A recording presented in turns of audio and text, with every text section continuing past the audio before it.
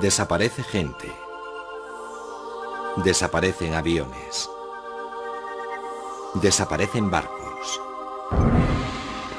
¿O no? ¿Estas desapariciones son accidentes?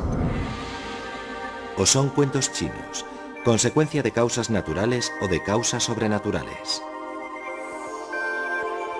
¿Se puede pasar a otro punto del tiempo y el espacio? ¿Qué desaparición es más difícil de explicar? ¿Y cuál es más difícil de aceptar?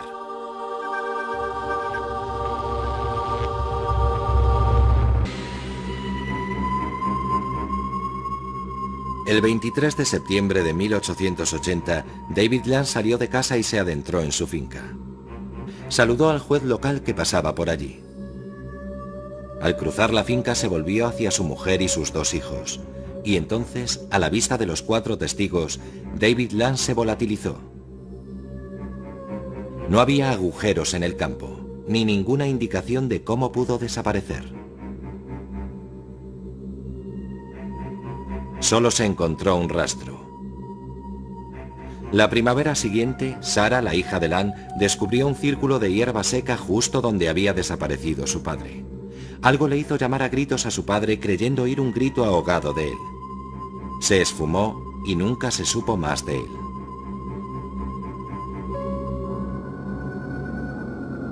Pero ¿cómo puede alguien desaparecer de repente?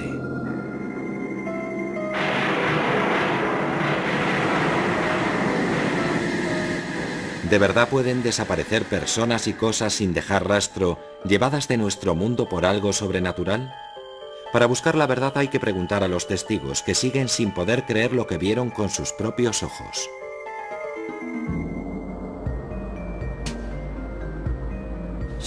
Me ha pasado varias veces. Voy conduciendo por una carretera recta y al mirar por el retrovisor reparo en un coche detrás de mí. Vuelvo a mirar a los pocos segundos y para mi sorpresa no hay nada. El coche se ha evaporado. Me digo que habrá tomado una bifurcación que yo no he visto. Aunque en una carretera sin curvas es inexplicable que alguien estuviera allí y al momento ya no esté. Es un misterio. Otros no se toman esos misterios tan a la ligera. Mi amigo propuso salir al embalse. Se llegaba por un camino vecinal estrecho. Yo iba delante y vi a esa mujer que venía hacia mí por el camino. Llevaba un vestido de lunares y cuando estaba a unos 20 metros de mí, de pronto se dio media vuelta y pasó por lo que yo tomé por una puerta en el seto. Así que seguimos caminando, y al llegar a la altura donde creí verla desaparecer, descubrí que no había puerta en el seto, y que no había explicación a su desaparición. Todo parece indicar que se volatilizó. Una experiencia perturbadora, pero para Davis fue solo el comienzo. Como tantos implicados en desapariciones, su interés empezó a rozar la obsesión, pues se embarcó en una investigación de por vida y encontró historias en una fuente no por conocida menos inesperada. Elías es interesante, porque era uno de esos profetas melenudos que de repente se materializa de la nada, en el primer libro de los Reyes, y luego desaparece.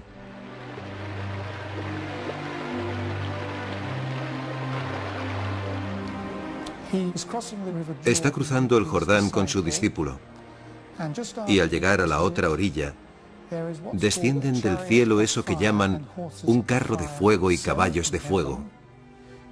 Y al mismo tiempo un tifón parece llevarse a los cielos a Elías, que desaparece. ¿Fue un fenómeno meteorológico o una desaparición sobrenatural? Los tifones no se llevan así a la gente, salvo en la Biblia, claro. Muchas veces, una desaparición va acompañada de oscuridad. Puede deberse a un eclipse de sol o a una fuerte tormenta. Eso no desalentó su investigación.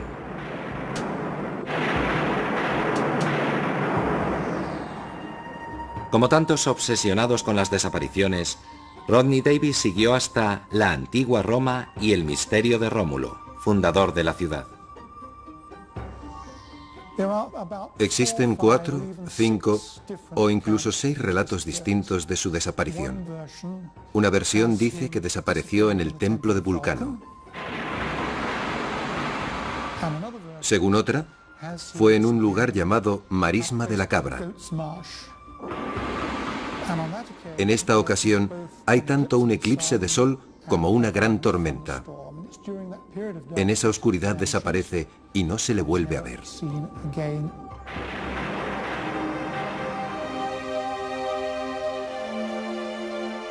Esas historias de dioses y héroes tienen más de mito que de realidad. Durante siglos no ha pasado un solo año sin que alguien desapareciera. La de Amelia Earhart es la típica desaparición de la aviación que se convierte en leyenda. Ocurrió hace 60 años y 1 millón de palabras. Y la leyenda sigue creciendo. Cuando desaparece alguien tan famoso y de modo tan misterioso, no podemos dejarlo correr. Necesitamos una explicación. El misterio da paso a la obsesión. Fanáticos como Rick Gillespie intentan localizar la tumba de su heroína. La obsesión de la propia Earhart era dar la vuelta al mundo, aunque fuera por la ruta más peligrosa, cerca del Ecuador, sobrevolando océanos. Su avión era un Lockheed Electra especialmente preparado. Su primer intento casi terminó en desastre. Pero Earhart no se amilanaba fácilmente. Aplazó el vuelo y el 20 de mayo de 1937 sobrevoló América hasta su primera escala en Florida. Según las malas lenguas, Fred Noonan, su copiloto, era un gran bebedor, pero Amelia confiaba en él, sobre todo por su conocimiento del Pacífico. En Miami se revisó a fondo el Electra. En la madrugada del 1 de junio reanudó su viaje. El mundo entero contenía el aliento esperando noticias de cada escala. Cruzó el Atlántico, sobrevoló el desierto africano y siguió hasta lugares de nombres evocadores, como Karachi, Calcuta, Rangún, Bangkok. Tras algunos contratiempos menores y una tormenta monzónica, el 1 de julio llegó a Papúa Nueva Guinea. Había logrado recorrer 22.000 millas. La etapa siguiente era la isla Howland, un punto diminuto en el Pacífico Sur de 3 kilómetros de largo y 800 metros de ancho. Era un territorio americano de importancia estratégica. Estados Unidos sospechaba que Japón concentraba fuerzas militares en la región.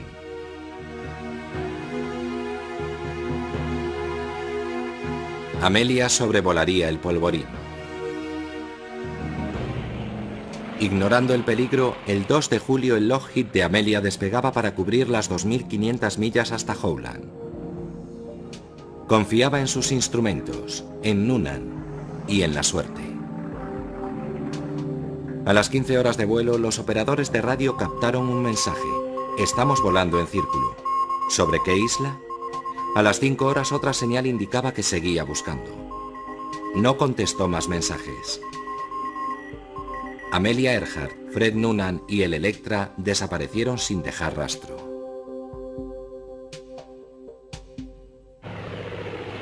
Casi un centenar de aviones peinaron el Pacífico. No encontraron nada. Durante la búsqueda, se creyó oír sus llamadas de socorro. Se esperaba encontrarla en cualquier momento. Pero no fue así. Se pusieron muchas esperanzas en el rescate y en el éxito de tanto despliegue naval, pero fue inútil.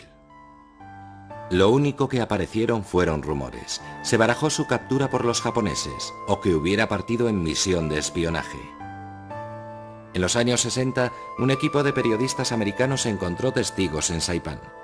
Hablaron de un avión que cayó al mar y de un hombre y una mujer cautivos. Saipán estaba dentro del área de autonomía del avión, pero no había pruebas concluyentes. Entonces Gillespie tropezó con algo que otros habían pasado por alto. Hace poco, por un documento hallado en los archivos de una nación del Pacífico, supimos que en 1940, es decir, 3 años después de la desaparición de Earhart, las autoridades británicas encontraron los restos de una persona abandonada en la isla que falleció allí tras intentar sobrevivir. Para entonces, la historia de Amelia Earhart tenía el sello de una desaparición clásica. Un viaje épico, una persona famosa, una desaparición repentina. Para una legión de fanáticos que peinaban tierras y mares buscando su rastro, el viaje a la isla Gardiner era irresistible. En ese mismo sitio encontramos fragmentos de un zapato. Se trata de calzado americano de mediados de los años 30. Es de mujer y encaja con el estilo y la talla de calzado que llevaba Amelia Earhart cuando desapareció. Está claro que los restos que aparecieron en Gardiner en 1940 son de Amelia Earhart o de Fred Noonan. Quizá porque se extraviaron los huesos, nunca se pudo saber de quién de ellos eran. Sospechamos que eran de Noonan porque en los restos humanos es más fácil identificar el género si se dispone de parte de la pelvis y del cráneo, como fue el caso. Si es Noonan, ¿dónde está Amelia? Si hay 2 personas abandonadas en una isla, no morirán en el mismo momento. Una de ellas sobrevivirá a la otra y no se quedará ahí sentada viendo cómo los cangrejos se comen a su colega. Hará todo lo posible por enterrarlo. Si estamos en lo cierto, ahora los huesos de Amelia descansan en una tumba anónima, seguramente cerca de donde se encontró el otro cadáver. Luego hay que preguntarse qué fue del avión, si existe alguna prueba de que haya estado allí, y resulta que sí. Encontramos fragmentos de aluminio y de otro material que procede de los restos de un avión. Este trozo de metal nos dice mucho. Hemos comprobado que corresponde a un parche instalado en los bajos del avión de Earhart, en esta posición, justo aquí.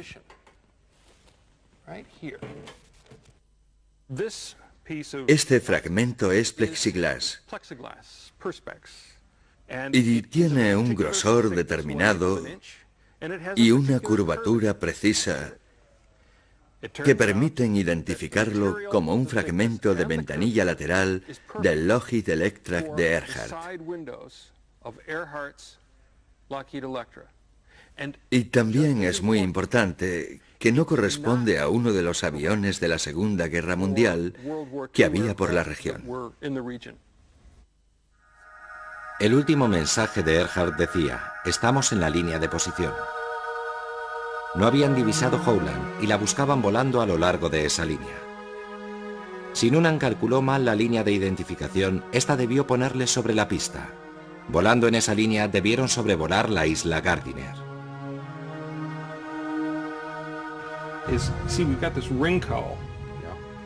Rick Gillespie seguirá buscando el avión y los efectos personales. Puede parecer de mal gusto, pero necesita pruebas para resolver el enigma. Aún hoy, 60 años después de su fatídico vuelo, Earhart sigue siendo un ídolo capaz de inspirar a otros. La aviadora americana Linda Finch consiguió su objetivo, dar la vuelta al mundo en 2 meses y medio. Pero Amelia Earhart no es la única americana famosa desaparecida entre una nube de rumores. El 15 de diciembre de 1944, Glenn Miller, el director de orquesta más famoso del mundo, se volatilizó. Había recibido órdenes de volar a París y embarcó en un Norseman monomotor pilotado por Johnny Morgan. No entendí por qué Johnny Morgan se empeñó en volar ese día. Había niebla. Hacía un día de perros y él no tenía experiencia. El Norseman despegó a pesar de las inclemencias. Fue la última vez que los vi. El Norseman nunca llegó a París. Desde entonces ha habido mucha controversia en torno a lo que ocurrió ese fatídico día. Victor Gregory, excomandante de bombarderos, cree que un miembro de su tripulación fue testigo de la suerte del Norseman. Volvíamos de una incursión frustrada sobre la ciudad alemana de Schegan y teníamos órdenes de echar al mar las bombas, sobre todo el pastel de 4.000 libras, que era muy peligroso si se aterrizaba con él a bordo. Después de que soltáramos las bombas, el copiloto vio una avioneta que bajaba por estribor y la identificó inmediatamente como una Norseman. Estoy convencido de que se vio atrapada en la onda de choque de uno de los pasteles de 4.000 libras que explotaron a la vez y desapareció en el mar. Después supe que el único Norseman que voló aquel día fue el de Glenn Miller, así que no me cabe duda de que yace en el fondo del canal. Esa es una teoría, pero hay otras, más suspicaces y quizá más plausibles. El detective Gordon Buchan cree que el avión no se estrelló, ni Glenn Miller con él. Tengo en mi poder una copia del registro de todos los aviones Norseman 70.285 y demuestra que ese Norseman voló por la zona de Nueva York hasta el 29 de enero de 1947, en que fue desguazado. Es decir, unos 3 años después de la supuesta desaparición de Glenn Miller. Cuando hice preguntas y llamé a varias puertas del Ministerio de Defensa, esas puertas se cerraron rotundamente. Nadie, al parecer, quiere hablar de la desaparición de Miller. Otros también creen que ha habido una tapadera de alto nivel. Un alto oficial dijo a Udo Ulfkott que la inteligencia estadounidense se había inventado la historia de la desaparición, por motivos de delicadeza y de decencia. Después de 1945, cuando la inteligencia alemana cooperó con la americana, los americanos mencionaron que Glenn Miller no murió en ese accidente de avión. Los alemanes quisieron saber qué pasó, y los americanos dijeron, bueno, murió en una casa de putas, pero por entonces no podíamos contar eso a la gente, así que inventamos la versión de que murió en un accidente de avión. Para confirmar esto, la familia de Glenn Miller tampoco cree en un accidente. Mi padre Herb, hermano menor de Glenn, no se tragó los cuentos que los militares contaron a la familia. Creía que Glenn padecía una grave enfermedad, cáncer quizás, porque Glenn fumaba como un carretero. En las últimas fotos que tenemos de él, sus uniformes cortados a medida le vienen grandes, le sobran por todas partes. Mi padre cree que murió de muerte natural. Como en tantas desapariciones, escasean las pistas, aunque puede haber una en la última carta de Miller enviada a su hermano Herb. Cuando recibáis esta carta, ya estaré en París, lanzándome en picado sobre el canal. Lanzándome en picado sobre el canal. Y de repente aparece alguien con su chapa de identificación y seguirá llegando gente con esas ridículas y estúpidas teorías. Y creo saber qué nos diría hoy Glenn si pudiera hablar. Diría, no intentéis averiguar qué me pasó. Los misterios son buenos para el negocio.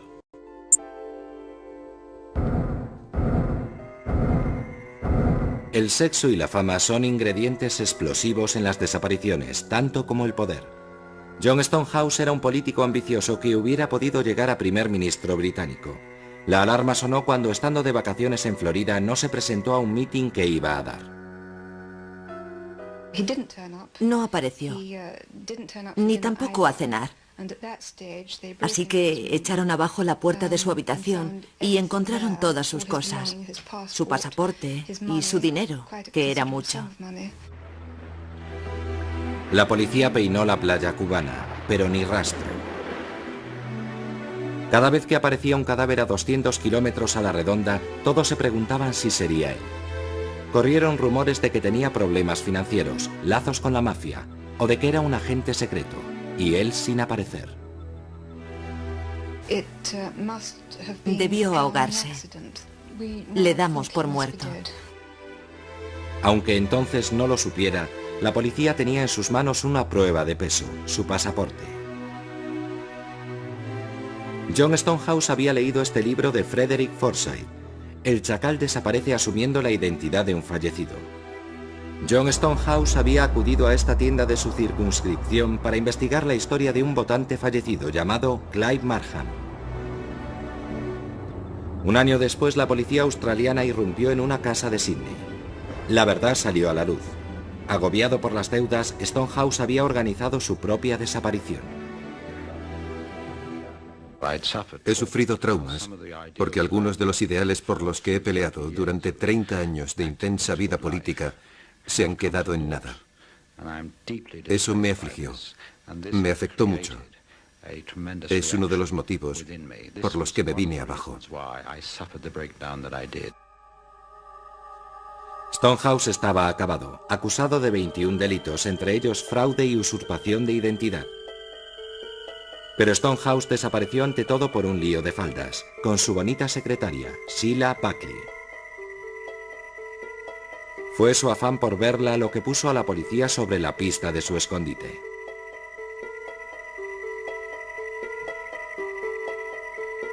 A los 11 años del misterio, Stonehouse desapareció definitivamente.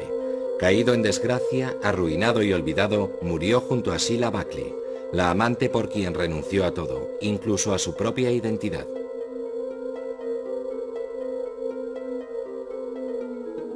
Si la desaparición de aficionado de Stonehouse se debió al más trivial de los motivos, otros son más calculadores y profesionales. La pista la encontramos de nuevo en el título de esa novela de Frederick Forsyth, pero esta vez la desaparición es mucho más siniestra. Durante los años 70 y 80, las ciudades europeas se convirtieron en blanco de las acciones terroristas de varios grupos clandestinos.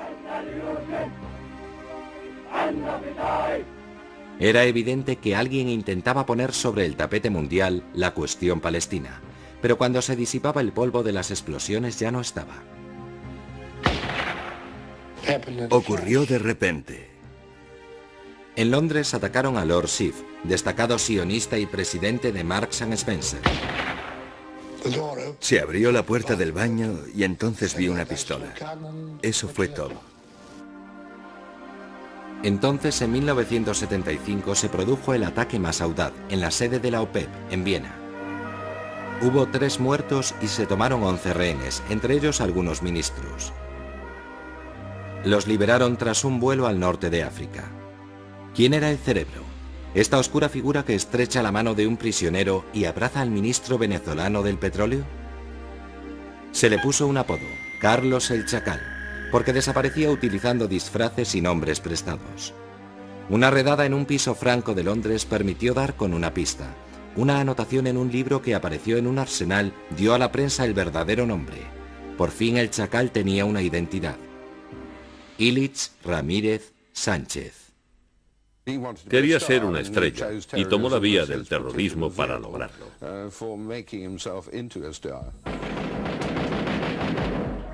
El Chacal utilizaba la más sencilla de las técnicas para desaparecer. Se escondía entre el gentío. Aunque lo buscaban en Europa, frecuentaba pisos francos en Inglaterra y Francia y se escurría cambiando de identidad y de pasaporte. Solo durante los años 70 usó más de 20 identidades distintas. Y tenía amigos secretos e influyentes. Si se estrechaba el cerco, contaba con apoyos suficientes para desaparecer en Europa del Este o en Oriente Medio. Pero la perseverancia del periodista David Yallop acabó dando con él. Es el hombre más buscado del mundo, número 1 en la lista de Interpol desde 1975. Bueno, pues está aquí, en Damasco.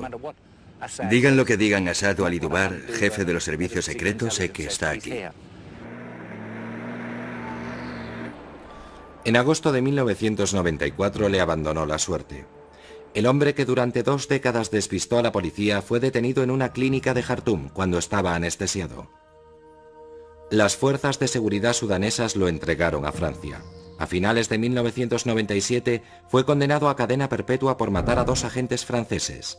Carlos no volvería a desaparecer. La mayor parte de las desapariciones humanas se pueden explicar por sentido común o fuerzas naturales. Pero hay algunas que desafían toda lógica y parecen sobrenaturales. Algunas de las más sonadas se han producido en la costa sudeste de América, una pequeña zona famosa por sus inexplicables desapariciones, el llamado Triángulo de las Bermudas. Hay docenas de relatos de barcos, aviones y personas desaparecidas en extrañas circunstancias, como el Witchcraft. El 24 de diciembre de 1967, a una milla de la costa de Miami, un Buoy 7, un yate de recreo, se hizo a la mar con el propietario y un sacerdote a bordo. Al poco emitió un mensaje de llamada urgente al guardacostas. Este tardó unos 20 minutos en alcanzar su posición, pero cuando llegó a la zona, no quedaba rastro del yate. Hacía muy mal tiempo aquella noche. Debieron pensárselo 2 veces antes de salir. Era un barco pequeño, de noche y con mala mar. Para mí no tiene nada de misterioso. Por cada convencido de la existencia del Triángulo de las Bermudas también hay un escéptico, como Larry Kuss. Cree que muchos de los misterios tienen una respuesta lógica, como el caso del Rubicón, que apareció a la deriva frente a la costa de Florida con solo un perro a bordo. Se desató sobre La Habana uno de los huracanes más fuertes de todos los tiempos. El Rubicón estaba en el puerto, sus amarres se rompieron y el barco salió a alta mar a la deriva hasta que dieron con él.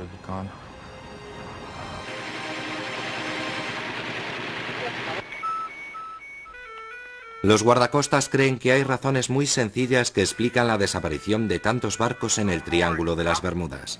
En su opinión, las circunstancias son triviales, la gente está poco preparada y se pierde. Cada poco nos llaman motoras diciendo que están en apuros. Nos dicen dónde creen estar y muchas veces los encontramos a 40 o 50 millas de la posición que creían tener.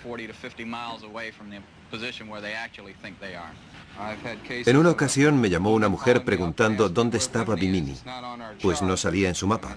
Le pregunté, ¿qué tipo de carta tiene? Y me contestó, tengo el diccionario abierto por el Atlas Mundial. Sale a navegar por la corriente del Golfo con un Atlas Mundial. Este es un caso típico de llamada. Entonces, ¿qué es el Triángulo de las Bermudas y dónde está exactamente? No es triangular, sino más bien romboide. El triángulo se define como la línea que va de Florida a Puerto Rico, de ahí a Bermudas y de vuelta a Florida. Aunque realmente este solo es el centro de una zona más amorfa y mucho más grande, donde se supone que se han producido los casos. Pero no ocurren todos en el triángulo central, como dice la gente. Resulta difícil explicar el número de desapariciones en este cementerio de la navegación. Aquí se encontró abandonado el Marie Celeste y también aquí han desaparecido cargueros enormes. Goletas y grandes buques cisterna desaparecieron sin dejar rastro. Los aviones comerciales y privados despegan sin preocupación. Otros creen que aquí pasa algo más sobrenatural. Aquí, cerca de la costa de los Estados Unidos, ha ocurrido o está ocurriendo algo que desafía las leyes de la naturaleza que conocemos en la actualidad. No sabemos lo que es, por eso es un misterio, porque no sabemos resolverlo. Si supiéramos qué hay ahí, no sería un misterio. Usted no me estaría filmando y yo no habría escrito un libro sobre el tema. Hay un incidente que ha contribuido más que ningún otro a forjar la leyenda y estará vinculado para siempre al Triángulo de las Bermudas. El 5 de diciembre de 1945, 5 Avengers de la Armada Americana salieron en misión de entrenamiento rutinario. Pero algo falló. La torre de control captó mensajes inexplicables. Los pilotos decían que se habían perdido. El mar y el cielo parecían extraños. Y luego, Silencio. Se envió un avión de rescate Mariner. También él perdió el contacto por radio. Entonces se acometió un rastreo a fondo día y noche.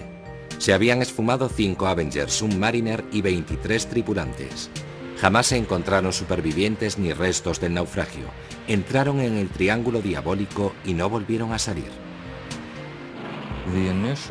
El misterio no era tanto cómo se habían perdido, sino cómo pudieron desaparecer.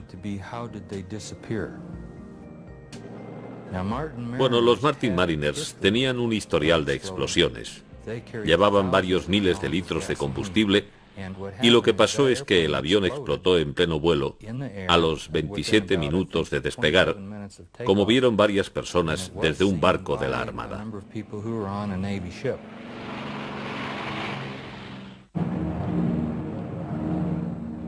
¿Y qué pasó con los 5 Avengers? Se perdieron, se quedaron sin combustible y cayeron al mar antes de que llegara el socorro.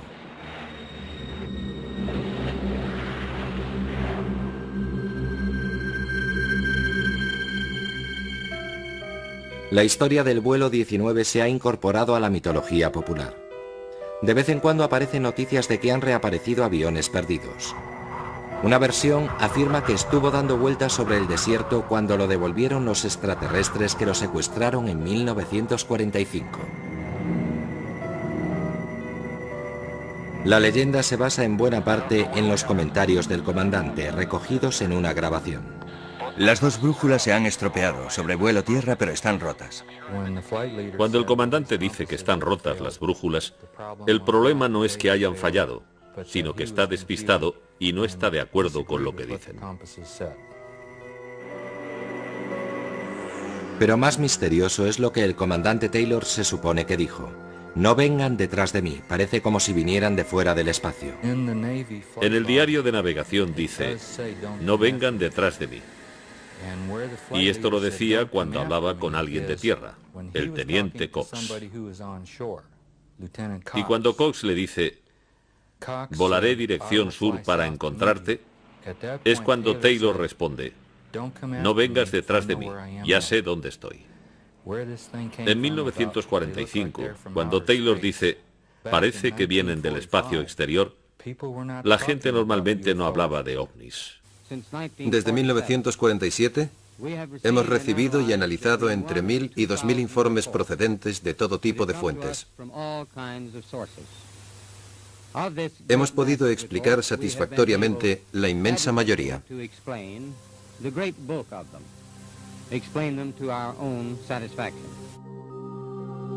El único problema de los desmentidos oficiales es que la gente los toma por una prueba más de que se están ocultando los hechos. Pero algunas de las pruebas de las visitas de naves espaciales son increíbles.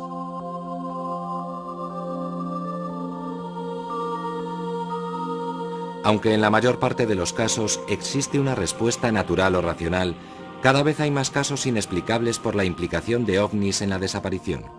Algunos cuentan incluso con la confirmación de testigos oculares. Como casi todo el mundo, al principio Bud Hopkins no creía en el tema. En 1964, mi esposa y un amigo inglés vimos un pequeño objeto metálico, ovalado, como de aluminio blando. No era reflectante, ni tenía luces, ni nada parecido. Eran las 5 de la tarde y buscamos alguna explicación, pensando que sería una especie de globo. No se movía, las nubes avanzaban muy deprisa, y de repente, cuando lo adelantamos y volvimos la vista, ¡zas!, salió disparado desde el mar hacia las nubes. Bajamos corriendo del coche y nos quedamos mirando. Uno de nosotros dijo, será uno de esos ovnis. De golpe me di cuenta de que si era lo que parecía ser, teníamos visita, y el episodio se convertía en el hecho más importante de la historia. Era un objeto sólido, y creo que venía del espacio. ¿Qué estaba pasando? ¿Por qué desaparecía la gente y volvía a aparecer a los pocos minutos? ¿Y qué ocurría entre tanto? Bud Hopkins empezó a investigar y constató que muchas de las víctimas recordaban imágenes recurrentes.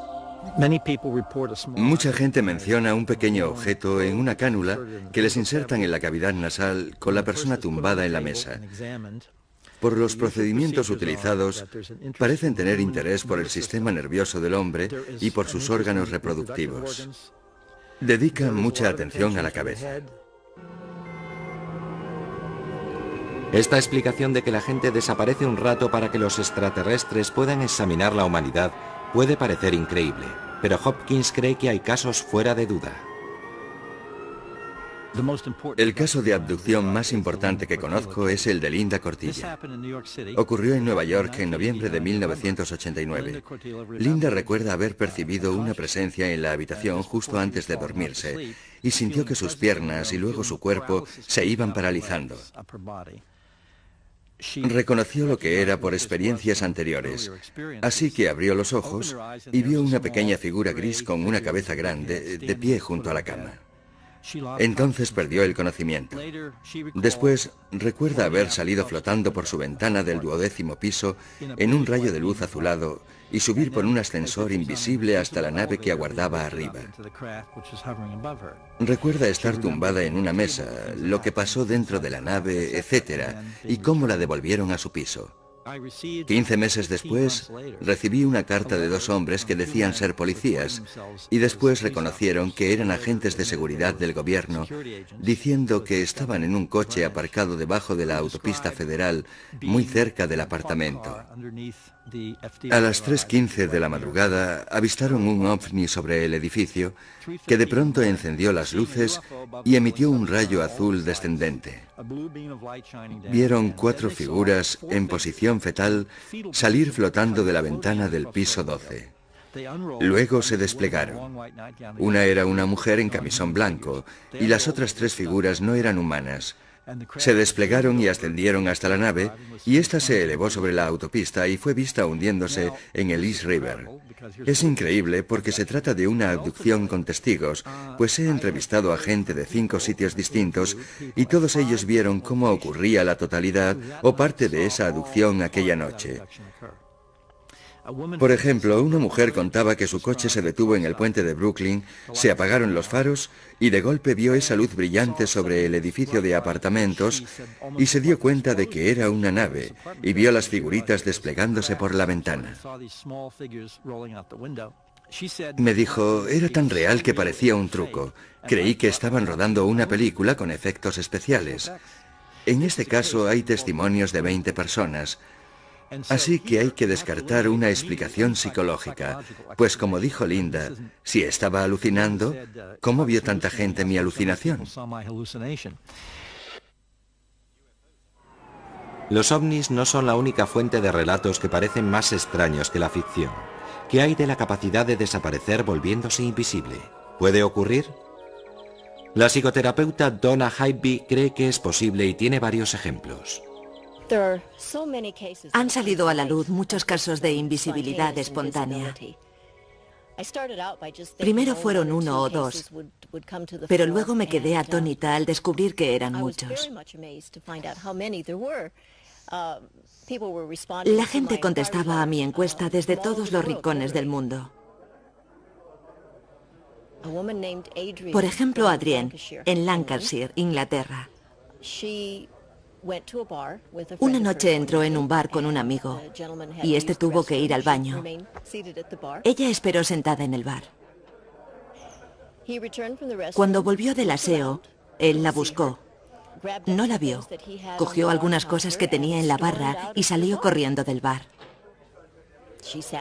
Ella se quedó allí, preguntándose qué le pasaba, y al poco su amigo volvió a entrar y le preguntó dónde se había metido, qué le había pasado, y ella le contestó, «Pero si no me he movido de mi asiento».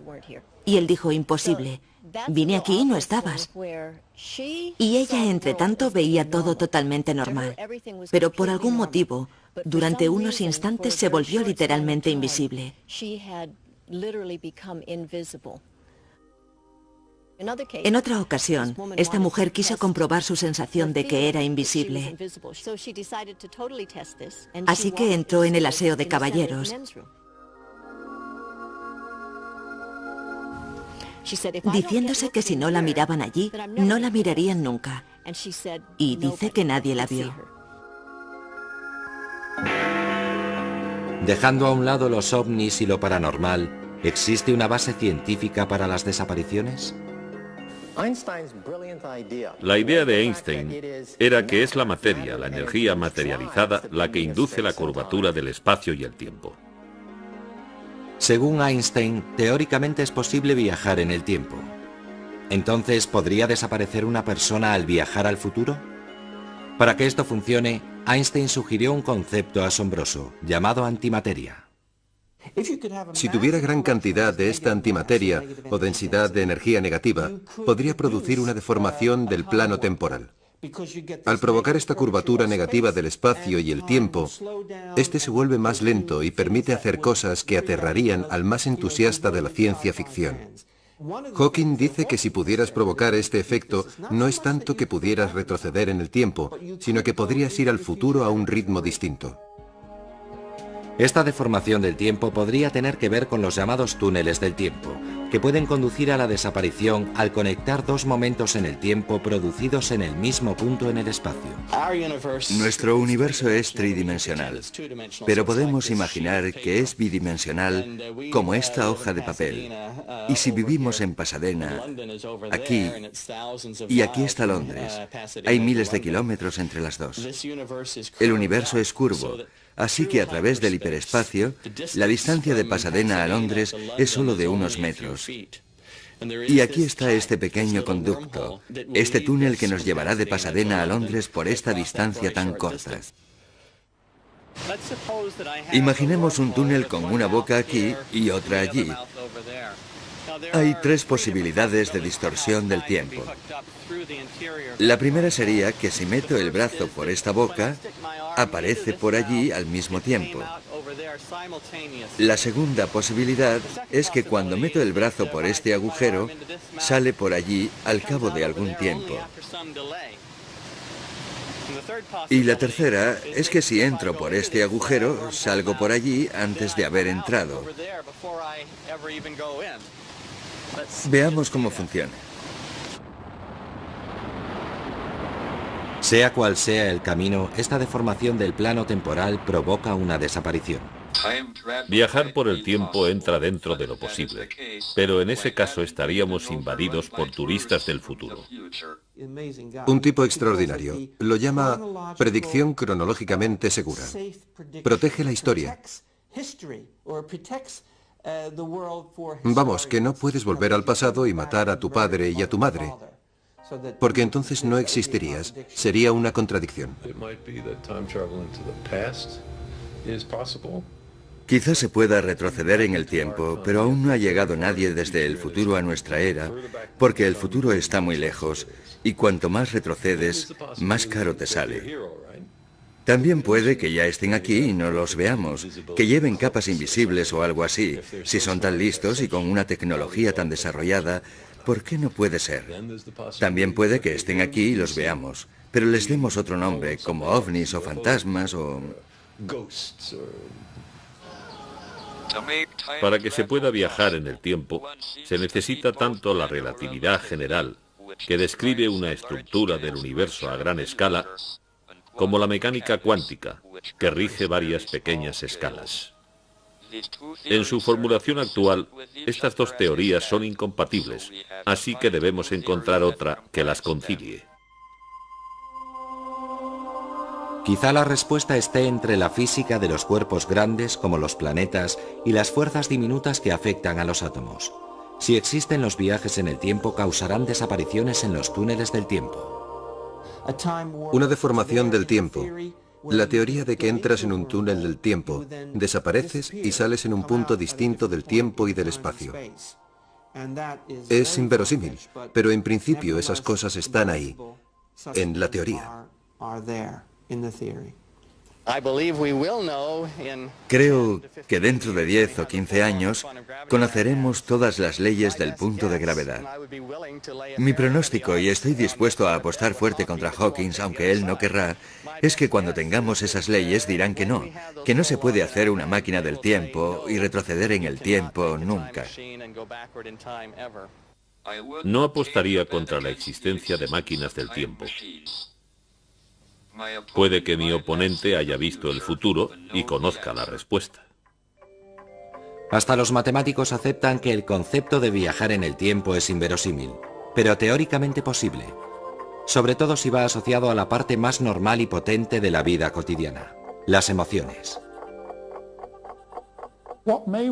Es posible que bajo su aspecto sobrenatural sean las emociones intensas, la tensión, la ira, el miedo, las que anulan de algún modo las fuerzas de cohesión de los átomos y del cuerpo de la persona.